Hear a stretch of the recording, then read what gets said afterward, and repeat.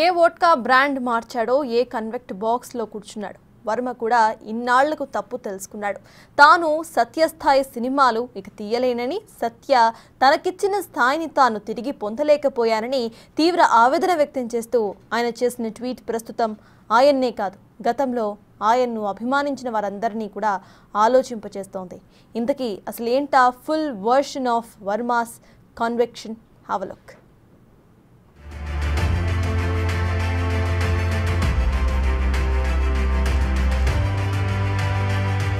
సత్యం తెలుసుకున్న వర్మ.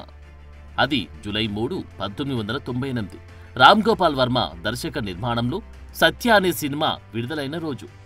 2.5 కోట్ల అతి చిన్న బడ్జెట్లో తెరకెక్కిన ఈ చిత్రం 11 కోట్ల భారీ వసూలతో బాలీవుడ్ బాక్సాఫీస్ ని మాత్రమే కాదు, అక్కడి దర్శక బుర్రలను కూడా ఒక్కసారిగా తట్టిలేపినంత పనైంది.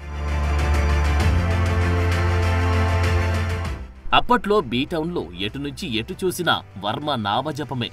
ఈ మూవీలో జేడి చక్రవర్తి ఎవరో తెలియదు, మనోజ్ బాజ్పాయికి కూడా పెద్ద పేరు ప్రఖ్యాతం లేవు. ఒక్క ఊర్మిళా వర్మ తీసిన రంగీలాతో బాలీవుడ్ నయ్య ఒక సెన్సేషన్ గా మాత్రమే అక్కడి ప్రేక్షకులకు తెలుసు. మిగిలిన వారు దాదాపు బాలీవుడ్ తెరకు కొత్తవారి కిందే లెక్క. అయినా సరే సినిమా ఇరిగేసేసింది. కారణం directional magic of Varma.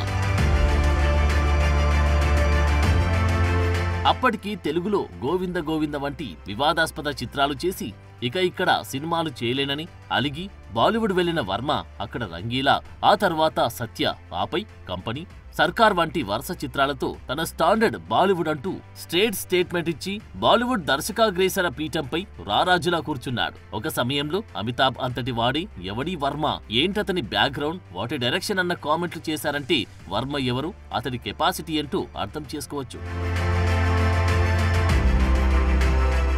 Mister India, bandit queen, Elizabeth వంటి మాస్టర్ పీస్లను తీసిన శేఖర్ కపూర్ సైతం తర్వాత సినిమాలు ఎలా చేయాలో అర్థం కాక తలపట్టుకుంటే వర్మ తర్వాతి కాలంలో వరుస చిత్రాలతో విరుచుకుపడ్డాడు.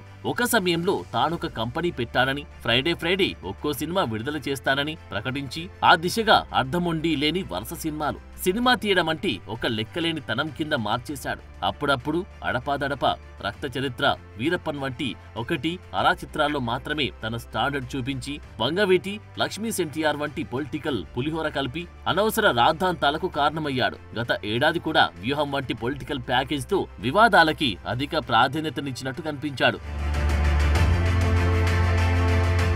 ఇటీవలి కాలంలో ఇక పొలిటికల్ మూవీస్ తీయనని ప్రకటించిన వర్మ తాజాగా చెబుతున్నదేంటంటే, సత్య వంటి చిత్రాలను తీసిన నేనేంటి, నా డైరెక్షనల్ కట్ ఏంటి, ఇలాంటి ఐస్ క్రీంలను తీయడమేంటి అన్న ఆవేదన వ్యక్తం చేస్తున్నాడు. ఎన్నాళ్లకు తన తప్పు తెలుసుకున్నాడు వర్మ.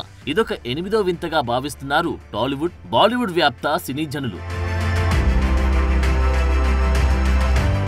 స్థానిక సత్య వంటి చిత్రాలను తీయలేకపోవచ్చు గాని ఆ సినిమాను తన ల్యాండ్ మార్క్ మూవీగా మైండ్ లో ఫిక్స్ చేశానని, ఇక నుంచి అలాంటి స్టాండర్డ్ మెయింటైన్ చేసి యత్నం చేస్తానని, సత్య ద్వారా తనపై నమ్మకముచ్చిన వారిని తాను నమ్మించి మోసం చేశానని, ఈ విషయం ఇటీవలే గుర్తించి కన్నీటి పర్యంతమయ్యానని, ఇకపై అలాంటి తప్పు చేయనంటూ ఇంకా మిగిలే ఉన్న తన అరకొర అభిమాన గణానికి ఒకంత భరోసా ఇస్తున్నాడు వర్మ.